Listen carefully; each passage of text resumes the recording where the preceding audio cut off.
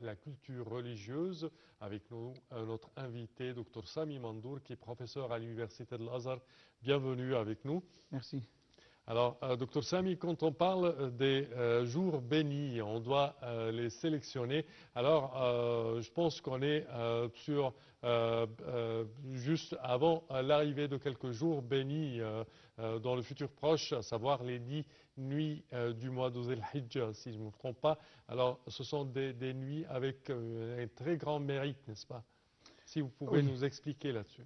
بسم الله الرحمن الرحيم الحمد لله والصلاة والسلام على سيدنا رسول الله وعلى آله وصحبه ومن والاه رب اشرح لي صدري ويسر لي أمري واحلل عقدة من لساني يفقه قولي. Allah subhanahu wa ta'ala a créé les jours et les mois et les années. C'est de la création d'Allah. Oui. Le Coran le dit même à la sourate At-Tawbah. إن عدة الشهور عند الله 12 شهرا في كتاب الله يوم خلق السماوات والأرض. Donc le Coran a dit que Allah subhanahu wa ta'ala a créé les jours et les mois. عدة الشهور, c'est-à-dire le nombre de mois, hein, c'est 12. Et c'était au jour où Allah a créé les cieux et la terre. Donc là, c'est quelque chose qu'Allah déjà a prédestiné, a déjà créé. Mais parmi les jours, et parmi les mois, et parmi les années, il y a aussi des jours bénis et des mois bénis. Nous avons parlé déjà de mois de Ramadan. Le mois de Ramadan, c'est un mois béni. Oui. C'est-à-dire Allah l'a béni et Allah l'a gratifié de beaucoup de bienfaits, puisque Shahr Ramadan, alladhi unzila fihi al-Qur'an. Nous avons déjà parlé de mois de Ramadan, qui a le mois du Coran. Donc là, c'est un mois qui a déjà qui a une grande importance en islam et pour les musulmans. Aussi, parmi les jours, il y a des jours, comme vous l'avez déjà sélectionné, il y a des jours bénis, il y a des jours qui ont déjà des préférences. Vous avez toutes des 10 jours bénis, al-ayyam al-ashra, ce sont aussi des jours préférables et des jours bénis. Il y a un jour qui est béni. Nous avons déjà parlé de Laylatul Qadri. Oui. C'est un seul jour, une seule nuit, pas un jour, mais une seule nuit bénie. Pourquoi Allah a fait ainsi? Pour dire aux gens, voilà, ce sont des moments, ce sont des occasions où vous devez, ou bien des occasions que vous devez profiter, dont vous devez profiter, que vous allez déjà saisir. Saisir pourquoi? Pour avoir plus d'efforts dans les actes de puissance, pour avoir plus d'efforts dans vos relations avec les autres. C'est-à-dire, vous êtes dans une société où il y a des problèmes, où il y a des économies, il y a tout ça. Vous devez être au secours des pauvres et des faibles, des vulnérables et tout ça. Vous devez être un bon élément dans votre société. Et surtout dans ces moments. C'est-à-dire, essayez de vous former, bien former, dans ces jours-là, dans ce mois-là, dans ces moments précis, moments bénis, pour saisir l'occasion et continuer à être ainsi tout au long de l'année. Et imaginez que ces jours-là sont plus ou moins distribués. C'est pas vous avez un mois, c'est le mois de Ramadan, mais on passe le mois de Shawwal, et on passe le mois de Dhul Qaïda, et on trouve quoi? On trouve Dhul Hijjah. Oui. Et là, donc on a passé 2 mois pour avoir un autre moment. Et après, on passe des mois pour trouver par exemple le mois de Sha'ban. On trouve aussi certains moments dans le mois de Rajab. C'est-à-dire tout au long de l'année, vous allez trouver 2 moments importants, des moments bénis, que vous devez bien sûr saisir pour être proche d'Allah subhanahu wa ta'ala par les actes d'obéissance. Là, c'est la philosophie de la sélection de certains jours, de certains mois, de certaines nuits. Donc, nous devons saisir ces occasions. Parlons en particulier c'est des jours bénis de mois de Dhul Hijjah. Oui. Le Coran l'a déjà dit. Normalement, on essaye de chercher dans le Coran la source, pour nous, la source crédible la source essentielle, la source principale pour nous en tant que musulmans, c'est le Coran. Et ensuite, la seconde source, c'est la Sunna. Oui. Donc cherchons dans le Coran et la Sunna pour dire voilà pourquoi, d'où ces jours-là prennent son importance. De Coran lui-même. Puisque le Coran, vous avez Surat Al-Fajr. Allah a juré par ces jours-là. A juré. Et quand Allah jure par quelque chose, Allah jure par ce qu'il veut. Et comme il veut. Là, c'est une règle. C'est-à-dire, Allah a juré par Al-Balad, la Mecque. La uqsimu bihadha al-balad, c'est-à-dire uqsim. C'est-à-dire, je jure par la cité. La cité ici, c'est la Mecque. Allah a juré par les phénomènes cosmiques. Par le ciel, par la terre, par les constellations, Oui. pour les étoiles, par ce qu'il veut. Et là, à la sourate al-Fajr, là, vous avez l'appellation, c'est quoi Al-Fajr. Et comme si Allah dit, nous attendons toujours l'aube. Et l'aube, c'est le symbole de quoi? De la lumière. Oui. Le symbole de l'espoir. Le symbole de tout ce qui est bien. De la patience également. Et là, l'obscurité, Oui. ça termine l'obscurité et ça commence l'éclairage et ça commence la lumière. L'égarement et la guidance. Et voilà. Et donc là, vous commencez la sourate al-Fajr. وَالْفَجْرِ وَلَيَالٍ عَشْرٍ وَالشَّفْعِ وَالْوَتْرِ وَاللَّيْلِ إِذَا يَسْرِ. Donc là, il a juré par plusieurs choses. Et parmi eux, ce qui nous intéresse pour notre émission, c'est quoi? وَلَيَالٍ عَشْرٍ. C'est-à-dire, et par les 10 nuits. Quelles sont ces 10 nuits? Les éléments ont parlé de ces 10 nuits en disant ce sont les 10 nuits des premiers jours de Dhul Hijjah. Bien sûr, il y a certains éléments qu'on dit, ça on parle plutôt du mois de Ramadan, mais la plupart des éléments on dit, là, c'est ce verset, le Coran parle des nuits de premiers jours de Dhul Hijjah. Là, ça nous pose la question. Pourquoi? Pourquoi en particulier ces 10 jours? Et qu'est-ce que nous devons faire dans ces jours? Dans ces jours, nous sommes dans le mois de Dhul Hijjah. D'abord, ce sont des jours qui font partie du mois de Dhul Hijjah. Et le mois de Dhul Hijjah, c'est quoi? C'est un mois sacré. Oui. Parmi les mois sacrés. Sûr. Et c'est le mois où on fait le pèlerinage. C'est aussi parmi les... là, vous avez dans le Coran, Al-Hajj ashhurum ma'lumat. Et c'est quoi les ashhur ma'lumat? Juste après le mois de Ramadan se termine, on commence le mois de Shawwal, Oui. et on commence le mois de Dhul Qaïda, et on commence le mois de Dhul Hijjah. Vous avez 3 mois, et les 3 mois, c'est ce qu'on appelle les mois de pèlerinage. Oui. Et dans ces mois de pèlerinage, il y a les 10 premiers jours de Dhul Hijjah. Mais pourquoi aussi? Parce que, normalement, tous les actes de pèlerinage, on le fait essentiellement où? Dans ces premiers jours. Si, par exemple, Inch'Allah, vous aurez l'occasion de faire le pèlerinage. On commence les vrais actes de pèlerinage le 7e jour du mois de Dhul Hijjah. Ce qu'on appelle le 7e, le 8e, le 9e, et ainsi les autres jours. Le 8e jour, on commence ce qu'on appelle le Yom al-Tarwiyah. C'est-à-dire, on va à Mina pour passer tout un jour et toute une nuit. Et 9e jour, on va aller à Arafat, c'est le stationnement à Arafat. Et 2e jour, c'est le jour de sacrifice. Et le jour qui vient, c'est-à-dire après le 10e jour, il y a les jours où nous devons passer à Mina aussi pour faire la lapidation de stèle de Satan. Donc là, les 5 jours, 8e, 9e, 10e, là vous avez 3 jours qui tombent dans les 10 jours. Oui. Et vous avez 2 autres jours qui tombent après. Donc, dans ces 10 jours, on fait l'essentiel des rites de pèlerinage. Oui. On va en parler bien sûr. Ça c'est pour ceux les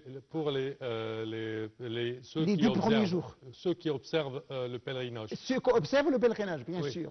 Là donc, l'importance de ce jour-là, puisque ce sont 2 jours où on fait les pèlerins et on fait les actes de pèlerinage. Et nous aussi, ceux qui n'ont pas l'occasion d'y aller pour faire le pèlerinage, ils observent tout ça et ils ont déjà l'espoir de faire, bien sûr. Oui. Mais si le pèlerinage on fait ainsi, nous, qu'est-ce qu'on fait? Nous, on se prépare. Les pèlerins, là-bas, ils se préparent pour faire les actes de pèlerinage, Oui. tout en prenant la sacralisation, effectuant l'ihram. Nous aussi, nous préparons pour le jour du sacrifice. Puisque dans ce jour-là, selon la sunna aussi, c'est pas quand même obligatoire, selon la sunna, on commence à se préparer pour le sacrifice. Al-Udhiyah. Oui. Et on commence par quel moyen? On commence à ne pas prendre de nos ongles et notre moustache et notre part, par exemple. Donc là, on commence à faire certains actes pour se préparer au jour du sacrifice. Pas uniquement, mais on commence à faire le plus possible, bien sûr, des actes de bienfaisance, des actes de paysance à Allah subhanahu wa ta'ala. Puisque le prophète l'a dit, ما من عمل أفضل فيه من هذه العشر. C'est-à-dire, les meilleurs actes que nous devons accomplir, ce sont les meilleures œuvres que nous devons accomplir dans ces 10 jours, c'est-à-dire le jour de Dhul Hijjah. Et là, donc, le prophète nous donne l'indice. Essayez de vous profiter, de saisir l'occasion. Qu'est-ce que nous devons faire dans ces jours-là? Il y a des gens qui commencent à observer le jeûne de ces 10 jours. Il y a des gens qui commencent à augmenter la récitation, augmenter l'invocation, augmenter l'évocation, augmenter les actes de charité. Essayez de faire tout ce qui est nécessaire, tout ce qui est bien durant ces jours-là, puisque ce sont des œuvres méritoires. Ils ont plus de mérite que dans les autres jours de l'année. Oui. Et jusqu'à ce qu'on arrive au jour de Waqfat Arafat, c'est-à-dire le jour du stationnement dans Arafat. Nous sommes toujours ici. Oui. Nous sommes toujours ici dans notre pays et dans nos pays, ici en Égypte ou ailleurs. Nous ne sommes pas sur le terrain de pèlerinage, à Arafat par exemple. Ici, qu'est-ce qu'on fait? Et là, qu'est-ce que les pèlerins doivent faire? Nous sommes ici dans ce jour de Arafat et nous devons faire le jeûne. Oui. C'est-à-dire, c'est quelque chose de sunna, et sunna affirmé et confirmé, c'est-à-dire sunna mu'akkada du prophète Muhammad sallallahu alayhi wa sallam. Et nous devons multiplier, bien sûr, le dhikr d'Allah subhanahu wa ta'ala. C'est-à-dire, le prophète l'a dit, khayru ma qultuhu ana wa nabiyyuna min ba'di la ilaha illa Allah wahdahu la sharika lahu له الملك وله الحمد يحيي ويميت وهو على كل شيء قدير. La meilleure parole que je dis, moi et les prophètes avant moi, la ilaha illallah, il n'y a de Dieu qu'Allah, la ilaha illallah wahdahu, l'unique, la sharika lahu, n'a aucun associé, lahu al-mulku, à lui la royauté, à lui la puissance, wa huwa ala kulli shay'in qadir, il est omnipotent, bien sûr. Donc là, nous devons bien sûr, essayons de le dire en arabe, la ilaha illallah, wahdahu la sharika lah, lahu al-mulku wa lahu al-hamdu, yuhyi wa yumitu, wa huwa ala kulli shay'in qadir. Je vous invite à présent, Dr Sami, et je vous invite également, chers téléspectateurs, pour suivre ensemble notre commentaire sur ce sujet.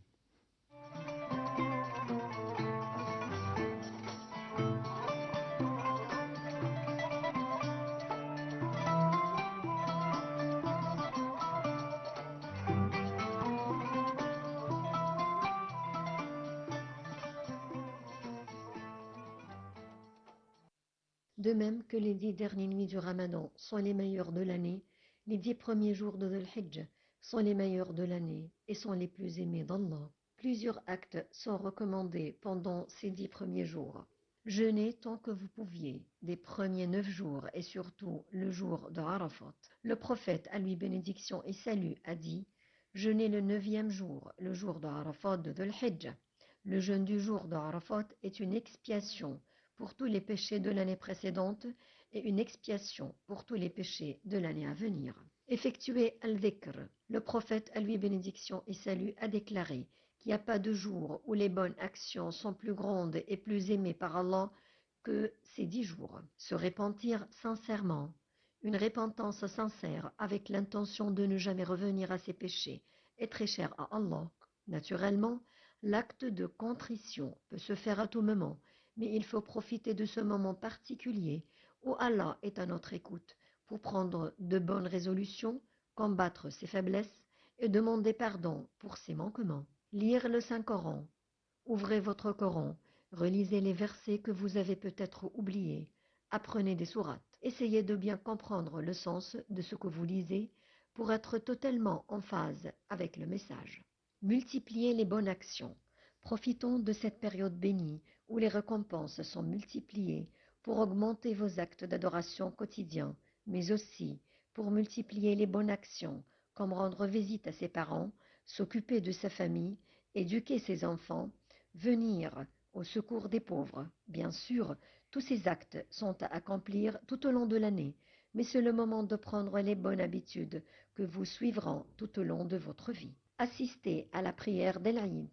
Il est expressement conseillé d'y assister, tant pour les hommes que pour les femmes. Accomplir le sacrifice d'un animal et en distribuer la viande aux nécessiteux.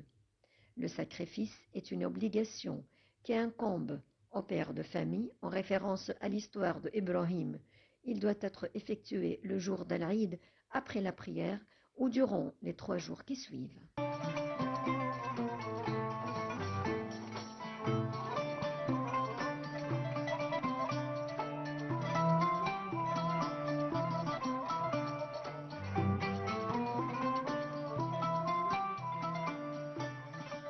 De retour avec vous, chers téléspectateurs, avec notre invité, Dr Sami Mandour, pour nous parler du mérite des 10 premiers jours du mois de Dhul Hijjah et certainement le 9e jour, c'est le Waqfat Arafat. Vous venez de parler du mérite de ce jour et de ce que les non-pèlerins peuvent faire au cours de ce jour. Oui, normalement, nous avons dit, parce que le prophète, on a parlé particulièrement de ce jour de Arafat. Pour nous, en tant que non-pèlerins, là, les pèlerins ont beaucoup d'actes à faire, et surtout le stationnement à Arafat. Nous, qu'est-ce que nous devons faire? Nous essayons de nous ressembler aux pèlerins. Si le pèlerin se préoccupe de stationnement à Arafat, des invocations, de prières et tout ça, nous essayons aussi de faire comme eux. C'est-à-dire multiplier les invocations, et en particulier le jeûne. Puisque le pèlerin ne doit jamais jeûner ce jour-là. Il est interdit aux jeûneurs de jeûner, aux pèlerins de jeûner, puisqu'il est occupé de beaucoup de choses. Il fait beaucoup d'efforts. Il est sur le Arafat pour faire les invocations et tout ça. Donc, il est pour lui, il n'est pas obligatoire, c'est-à-dire il ne doit pas jamais faire le jeûne. Mais nous, pour être comme les pèlerins, être préoccupés des actes d'obéissance, nous devons faire le jeûne. Et pourquoi? Parce que le prophète nous a déjà dit Ahsabu indallahi anna siyama ma'na al-hadith. Le sens du hadith, anna siyama yawm Arafah yukaffiru sanatan sabiqa. Le sens du hadith. C'est-à-dire, si j'ai observé le jeûne de mois de Ramadan, ça peut permettre de pardonner les péchés d'une année antérieure. Le jeûne du jour d'Arafat. D'un seul jour. Le jour d'Arafat. Là, c'est un jour béni. Parmi les 10 jours. Puisque nous parlons en général des 10 premiers jours de mois de Dhul Hijjah, là c'est un grand mérite qu'Allah subhanahu wa ta'ala a déjà accordé aux non-pèlerins. Essayons de saisir l'occasion, observer les jeûnes de ce jour-là, parce qu'on doit le répéter, c'est une sunna mu'akkada, confirmée, du prophète Muhammad sallallahu alayhi wa sallam. Le prophète l'a fait toujours, les compagnons l'ont fait, et nous aussi, pour suivre l'exemple du prophète Mohammed sallallahu alayhi wa sallam, nous pourrions et nous devons le faire. C'est pas un jeûne prescrit comme le mois du Ramadan, Oui. mais si vous avez l'occasion et vous avez la possibilité de faire, essayons de saisir l'occasion et de le faire aussi. Oui. Dans ce jour-là, Oui. vous devez aussi multiplier le dhikr. Comme nous avons déjà dit, خير ما قلته أنا في هذا اليوم, c'est-à-dire dans ce jour-là, خير ما قلته أنا والنبيون من قبلي لا إله إلا الله وحده لا شريك له له الملك وله الحمد يحيي ويميت وهو على كل شيء قدير. Parfait. Également, quelques-uns observent le jeûne pendant les 10 jours tout entiers. Oui, c'est à lui de le faire. Oui, C'est facultatif, chacun c'est facultatif. avec sa C'est capacité. facultatif. On se prépare pour le grand jour. Oui, Yaoum al-Hajj al-Akbar, c'est le stationnement à Arafat. C'est pour nous le grand jour aussi, Oui. puisque ça nous prépare au grand jour de sacrifice, le jour de sacrifice. Oui. Imaginez que durant 10 jours, vous faites tout ce qui est lié aux actes de puissance et vous concluez tout le jour de sacrifice en faisant votre sacrifice, en égorgeant votre bête sacrificielle, par exemple. Là, vous allez atteindre le maximum de degrés pour être à la proximité du Seigneur. Voilà, pour être comme le prophète du Bar, Muhammad sallallahu alayhi wa sallam, et pour être aussi comme le prophète, le père des prophètes, Abraham alayhi salam. oui, parfait. Docteur Sami Mandour, je tiens à vous remercier. Mais vous en avant prie. de terminer cette édition, chers téléspectateurs, on va visiter une mosquée en Égypte. Voyons ensemble.